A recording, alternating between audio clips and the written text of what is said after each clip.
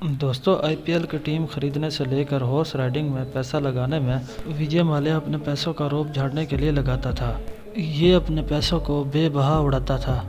लेकिन दोस्तों जो बंदा अपने पैसों को पानी की तरह बहाता था उसकी सबसे बड़ी कमज़ोरी खूबसूरत लड़कियां थी। दोस्त लड़कियों को देखकर ऐसे पिघल जाता था मानो कि जैसे गर्मी में आइसक्रीम। दोस्तों आज हम उस इंसान के बारे में बात कर रहे हैं जो अपने मुल्क को लूट कर दूसरे मुल्क भाग गया और ये खूबसूरत और अय्याशी भरी ज़िंदगी जी रहा है। जी हाँ दोस्तों, आज हम बात कर रहे हैं विजय माल्या की, जो हिंदुस्तान का रहने वाला है। दोस्तों ये इतना याश था कि ये लड़कियों की एक हंसी पर लाखों रुपए लुटा देता था। अगर इसके साथ लड़की पट गई तो करोड़ों रुपए खर्च करना इसके लिए कोई बड़ी बात नहीं थी।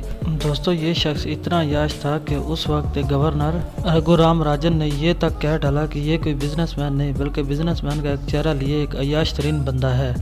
दोस्तों इस बंदे ने हिंदुस्तान की गवर्नमेंट को बहुत बड़ा चूना लगाया है। दोस्तों आज मैं आपको अय्याशी के बेताज बादशाह के बारे में कुछ ऐसी बातें बताने जा रहा हूं जिसको सुनकर आपके होश ही उड़ जाएंगे। दोस्तों वीडियो के अंत तक लाजमी देखें। 18 दिसंबर 1955 को विजय माल्या कोलकाता में पैदा हुए।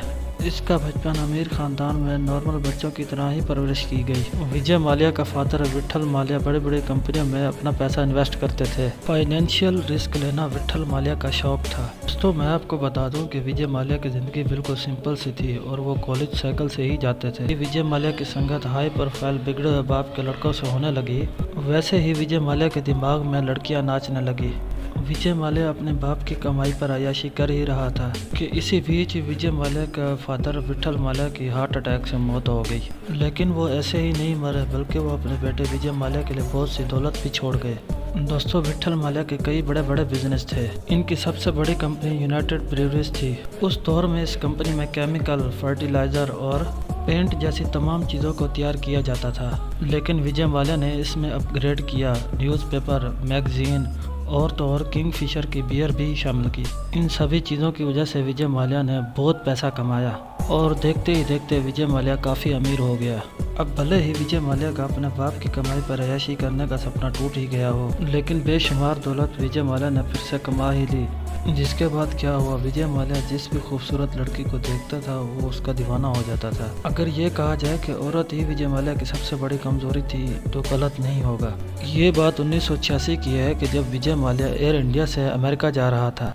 एक एयर होस्टेस पे विजय माल्या का दिल आ गया था, जिसके बाद उससे शादी कर ली। उस एयर होस्टेस का नाम समीरा था और विजय माल्या का एक बेटा हुआ जिसका नाम सिद्धार्थ माल्या है। ये वो दौर था जब विजय माल्या के सर पे अमीरी का नशा था। ये दुनिया भर के अलग अलग मुल्कों से ज़मीन खरीदा करता था।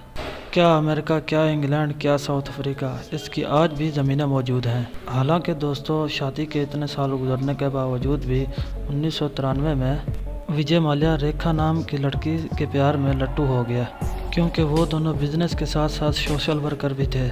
दोस्तों विजय माल्या एक अय्याश किस्म का इंसान था, उससे एक शादी की उम्मीद नहीं की जा सकती। दोस्तों इनकी जो दूसरी बीवी थी उसने विजय माल्या से पहले 3 शादियां कर रखी थी। दोस्तों ये वो दौर था जब इंडिया में विजय माल्या को सबसे अमीर तरीन आदमी माना जा रहा था। बिजनेस के अलावा इनकी एक और भी पहचान थी, वो थी एक रंगीन आदमी की। ये दिन में करोड़ों रुपये कमाने के लिए अपने ऑफिस में तरह तरह के प्लान बनाता था और रात में शराब और शबाब के साथ अपने विला में पार्टी करता था। इनकी याशी इनके सर पे इतना चढ़ गई कि इनको इंडिया की लड़कियां पसंद ही नहीं आती थी। दोस्तों इसी वजह से ये बाहर की लड़कियां मंगवाता था। दोस्तों ये बात सिर्फ इनके करीबी लोगों को पता थी। दोस्तों ये मंदिरों में बिना चप्पल पहने ही चला जाता था।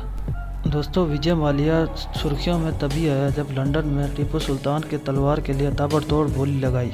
इसने महात्मा गांधी से जुड़े कुछ यादगार चीज़ों के लिए भी बोली लगाई। असल में ये सारी चीज़ें करने से ये आम लोगों में एक अच्छा इंसान बन के रहना चाहता था, क्योंकि ये खुद को एक हीरो की तरह दिखाना चाहता था। इनका हीरो बनने का भूत न जाने कब से सवार था।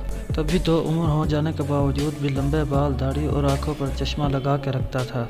ऐसे पता लगता था कि जैसे जवानी अभी अभी आई हो। ये सब तो विजय माल्या के लिए एक मिट्टी के बराबर था। वो इससे भी ज़्यादा बुलंदियां छूना चाहता था, लेकिन दोस्तों किस्मत कुछ ऐसा नहीं चाहती थी। जहाँ इनका बिजनेस तरक्की कर रहा था वहाँ विजय माल्या को मीडिया ने विदेशी लड़कियों के साथ पकड़ लिया। दोस्तों जब ये खबर सामने आई तो लोगों को यकीन ही नहीं हुआ। लेकिन दोस्तों विजय माल्या को इस मुसीबत से भी निकलने का रास्ता पता था। इसने इंडियन इम्प्रेस नामी यार्ड, जो पहले कतर की रॉयल फैमिली के पास हुआ करती थी, वो खरीद ली। दोस्तों आपको बता दें कि विजय माल्या ने ये यार्ड अपनी बुराइयों को छुपाने के लिए खरीदी थी। इसने ये याट इसलिए खरीदी कि ताकि ये अपने रंगनियाँ यहीं पे दिखा सके। ये मालिया नॉर्मल विदेशी लड़के को नहीं बुलवाता था, बल्कि महंगे महंगे मॉडल्स को पैसे देकर अपनी अय्याशियों के लिए बुलवाता था। दोस्तों, उम्मीद करता हूँ आपको इंटरनेशनल 24 टीवी की ये वीडियो बहुत पसंद आई होगी। वीडियो पसंद आए तो वीडियो को लाइक करें, शेयर को सब्सक्राइब करें। दोस्तों, अगर आप फेसबुक पेज से देख रहे हैं तो पेज को फॉलो करें। शुक्रिया।